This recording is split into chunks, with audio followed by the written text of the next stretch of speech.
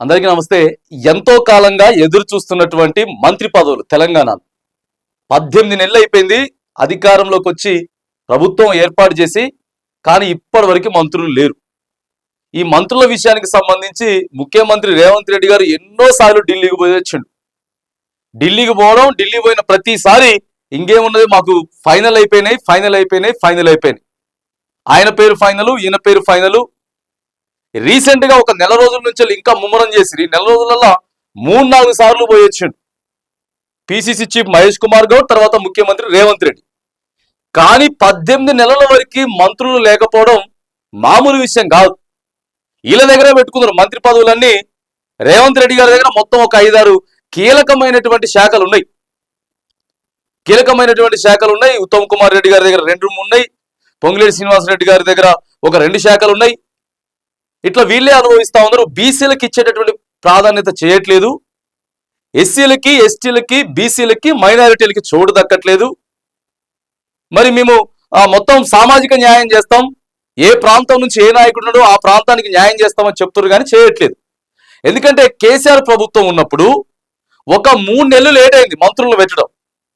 3 నెలలు లేట్ అయితే ఇదే కాంగ్రెస్ పార్టీ కేసీఆర్కి మంత్రులు పెట్టడం సేదగాట్లేదే బాబు, పరిపాలన కరెక్ట్ గా జరగట్లేదని చెప్పి క్వశ్చన్ చేశారు వాస్తవంగా. కానీ ఇక్కడ 18 నెలలు అయిపోయింది. కానీ ఎందుకంటే ఒకరికి ఇస్తే ఇంకొకరు కంటైతారు. అసలుకే వర్గాలు ఉన్నాయి. సర్పంచ్ ఎన్నికలు కావచ్చు, మంత్రివర్గ విస్తరణ కావచ్చు, పిసిసి చీఫ్ కార్యవర్గం ఏదైతే ఉందో ఇది కావచ్చు. ఈ 3 చాలా కీలకం. ప్రభుత్వానికి మంత్రులు చాలా కీలకం, సర్పంచులు చాలా కీలకం. 18 నెలల నుంచి సర్పంచులు లేరు, 18 నెలల నుంచి మంత్రులు లేరు. 6 మంత్రులు ఖాళీగా ఉన్నాయి. 6 మంత్రులు ఖాళీగా ఉంటే ఇక పిసిసి కార్యవర్గం చీఫ్ మహేష్ కుమార్ గౌడ్ గారిని పెట్టింది తప్ప దాని కింద అసలు టీమే లేదు. ఇట్లా పార్టీ పదవులు, ప్రభుత్వ పదవులు ఇవన్నీ కూడా ఖాళీగా ఉంటున్నటువంటి నేపథ్యంలో ప్రజలు క్వశ్చన్ చేస్తా ఉన్నారు. తెలంగాణ ప్రజలు మంత్రులు లేకపోతే ఎట్లా? విద్యాశాఖకు మంత్రి లేరు, హోంశాఖకు మంత్రి లేరు, విద్యాశాఖ అంతా కూడా భ్రష్టు పట్టిపోతా ఉంది. ఇక ఇవన్నీ జరిగినాయి.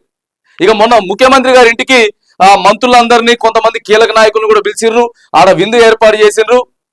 ఏదేమైనా కానీ ఉన్నటువంటి 6 మంత్రి పదవులలో 6 మంత్రి పదవులు ఏవైతే ఖాళీగా ఉన్నాయో 6లో ఇప్పుడు 3 మంత్రి పదవులు డిసైడ్ అయిపోయినాయట, ఫైనల్ అయిపోయినాయి.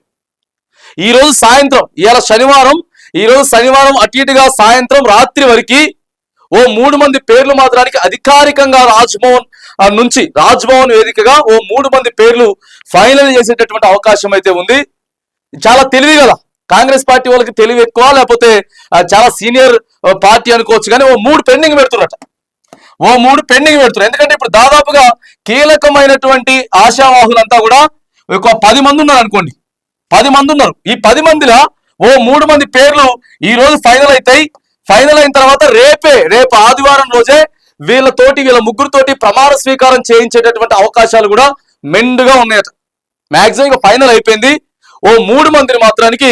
సో ఇప్పుడు రేపు ప్రమాణ స్వీకారం చేస్తారట 3 మంది. కానీ ఈ 10 మంది మాత్రానికి కీలకంగా ఉన్నారు. ఇప్పుడు 6 ఇచ్చేసారు అనుకోండి, 3 పెండింగ్ పెట్టుకుంటే 6 ఇచ్చేస్తే ఇక మామూలు పంచాయతీ ఉండదు. ఇక కాంగ్రెస్ పార్టీలో మళ్ళీ ఒక కొత్త లొల్లి, రోజుకో లొల్లి ఉంటూనే ఉంది, కానీ మళ్ళీ ఒక కొత్త లొల్లి స్టార్ట్ అవుతుంది.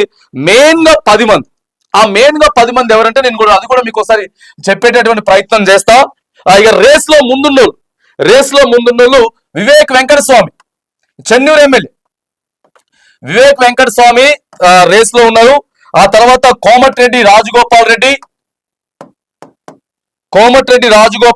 తర్వాత ఏనుగు సుదర్శన్ రెడ్డి. వీళ్ళు మెయిన్ ఇక ఫస్ట్ ఉంటది కదా సీక్వెన్స్ లో ఫస్ట్ ఉన్న వాళ్ళు వీళ్ళనట. ఏనుగు సుదర్శన్ రెడ్డి, తర్వాత వచ్చేసేసి ప్రేమ్ సాగర్ రావు, ఆ తర్వాత 5 వాకటి శ్రీహరి, ముదిరా సామాజిక వర్గానికి చెందినటువంటి నాయకుడు వాకటి శ్రీహరి. తర్వాత విజయశాంతి, నెంబర్ 6 విజయశాంతి. ఆ తర్వాత వీళ్ళు ప్రధానంగా రేస్ లో ఉన్నారు అనమాట. ఈ 6 మంది ప్రధానమైనటువంటి రేస్ లో ఉన్నారు. మరి దీంట్లో రెడ్డిలు ఎవరున్నారు, ఏ సామాజిక వర్గాలు? ఎందుకంటే సామాజిక వర్గం, ప్రాంతం ఈ 2 చూస్తామని చెప్పింది. అత్యధిక జనాభా కలిగినటువంటి ముదిరా సామాజిక వర్గం నుంచి ఇప్పటి వరకు మరి మంత్రులు లేరు.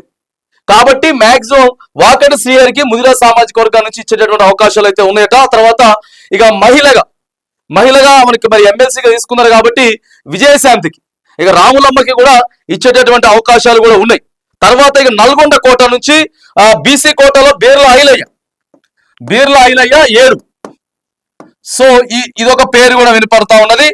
ఆ తర్వాత వచ్చేసేసి బీర్ల ఐలయ్య తర్వాత ఎస్టీ కోటలో శంకర్ నాయక్ పేరు వినపడతా ఉన్నది 8. ఎస్టీ కోట నుంచి శంకర్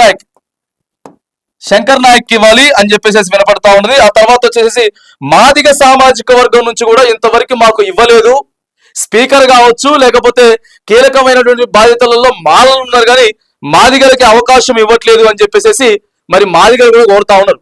ఆ తర్వాత 9 వచ్చేసేసి ముస్లిం మైనారిటీ నుంచి అమీర్ అలీ ఖాన్ పేరు వినపడతా ఉంది. అమీర్ అలీ ఖాన్. సో మాక్సిమం ఈయన పేరు ఖరారయ్యేటటువంటి అవకాశం ఉంది. కాకపోతే ఈ 3లో అవుతుందా లేకపోతే తర్వాత ఇచ్చే 3లో అవుతుందా అనేది సో కొంత ఉన్నది. తర్వాత ఏనుగు సుదర్శన్ రెడ్డి పేరు కూడా వినపడతా ఉన్నది 10 ఏనుగు సుదర్శన్ రెడ్డి. తర్వాత 11 వచ్చేసేసి మదన్ మోహన్ రావు. ఆ తర్వాత వచ్చేసేసి 12 వచ్చేసేసి ఒకటి ఆది శ్రీనివాస్. ప్రధానంగా వీళ్ళు 6 మంది, ఈ 12 మంది 6 కోసం పోటీ పడతా ఉంటే ఈ 12 మందిలో ఓ 3 పేర్లు మాత్రానికి ఫైనల్ చేసేటటువంటి అవకాశం అయితే ఉందట. ఓ 12 మందిలో 3కి ఇస్తారు, ఈ 3 పెండింగ్ లో పెడతారు. అవసరమైతే ఇక ఈ సంవత్సరం చివరి దాకా కూడా పెండింగ్ పెట్టేటటువంటి అవకాశం అయితే ఉంటది. కాకపోతే ఒక 3కి మాత్రానికి బెర్త్ కన్ఫామ్ అయిపోయింది. ఈ రోజు సాయంత్రమే అధిష్టానం అంతా కూడా ఇక ఫైనల్ చేసేసింది లిస్టు. కాకపోతే ఎవరి ఊహలు వాళ్ళకున్నాయి కానీ కొంత ఆసక్తిగా ఉన్నది. ఆ 3 ఎవరు అనేది మాత్రానికి చాలా హాట్ టాపిక్ గా నడుస్తా ఉన్నది. తర్వాత మరి ఇక అదృష్టవంతులు అయితే ఎవరు, ఎందుకంటే మంత్రి పదవి అనేది ఓ మంచి అదృష్టం. 10 ఏండ్లు రాజకీయంలో ఉండే ప్రతిపక్షంలో ఉండం, ఇలా వచ్చింది, అధికారం వచ్చింది. సో ప్రభుత్వంలో మంత్రిగా పనిచేస్తే అది ఎప్పటికైనా గుర్తింపే. వాళ్ళ టోటల్ ఫ్యామిలీ అంతా కూడా గుర్తింపు ఉంటుంది. కాబట్టి ఓ 3 మందిని మాత్రం ఫైనల్ చేయబోతా ఉన్నారు.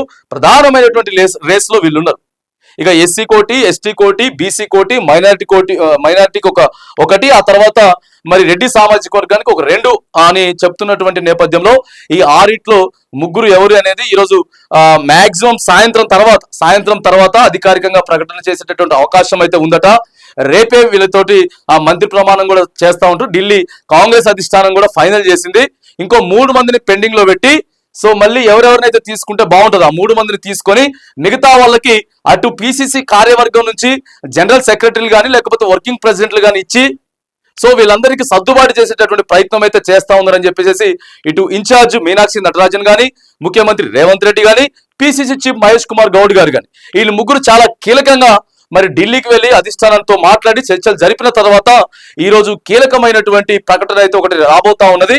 మరి మంత్రుల్ని అయితే ప్రకటించబోతా ఉన్నారు. రేపే ప్రమాణ స్వీకారం చేసేటటువంటి అవకాశాలు కూడా ఉన్నాయని చెప్పేసి ప్రస్తుతం తెలంగాణ రాజకీయాల్లో హాట్ టాపిక్ చూస్తా ఉన్నాం.